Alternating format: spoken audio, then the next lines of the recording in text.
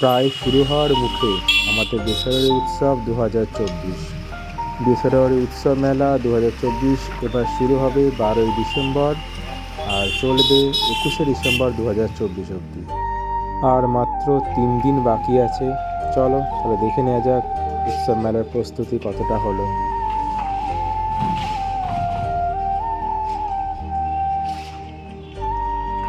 রাইডের মধ্যে break dance ready হয়ে গেছে আর নাগরদোলাও প্রায় রেডি।